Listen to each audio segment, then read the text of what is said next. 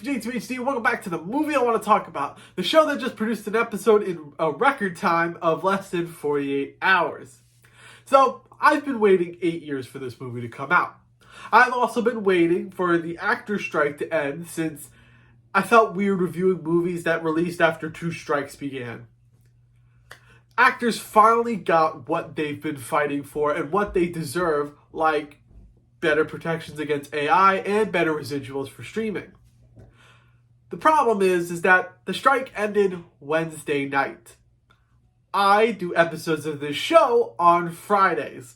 I also legitimately have a movie to catch with a friend tonight, and I was already writing a different episode that was supposed to be today's episode that will now be happening in 2 weeks. So I really need to get this done. I really need to make this fast. So let's dive into this film that I've been waiting so long for, and I'm making it harder for myself by doing it on a time crunch. This is Five Nights at Freddy's. This film is about Mike Schmidt beginning a security job gig at Freddy Fazbear's Pizza. He realizes that the 4 animatronics at the pizzeria come to life who kill the security guards, and he has to survive all 5 nights and uncover the true mystery behind the animatronics. This film has been in development hell for 8 years, but was finally made by Blumhouse Productions. Also, Scott Kaufman, who created the game franchise, is also a producer on the film. Nothing is worth waiting 8 years, but I enjoyed the film we got after all this time. I really got connected to our 2 main characters, Mike and Abby. Their story is the heart and soul of the movie. Some of the twists in the story can be predictable if you're a fan of these games and know the lore, but even with my knowledge of the games, I was still enthralled by this film's story. Some parts of it fall flat for me, but I was still intrigued by its core. Also, fans of the games will eat up all the references to the games and important members in the FNAF community. People who aren't aware of the games might find this film to be messy, especially because you won't be aware of the film you're signing up for like fans will.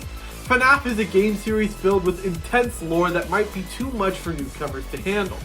I can see people who aren't aware of the games to be even more engaged with the story than I was, but I could also see people being confused about how a game about surviving killer animatronics can have this story.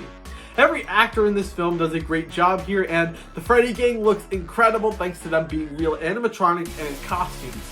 My only problem with the film is that it doesn't feel like a horror film. There's a few horror scenes, but not a lot of it for me to consider it a horror film. They do some creative things to show gore, but only a few characters here die and they barely get screen time. It may be messy for newcomers and it has some problems, but fans of the game franchise will enjoy this film and its engaging core story. It's a decent start for what I hope to be an ongoing movie franchise. Five Nights at Freddy's gets a 3 out of 5 theories. A game theory! I did it! I finally did it! Congrats to the actors for finally getting a fair deal.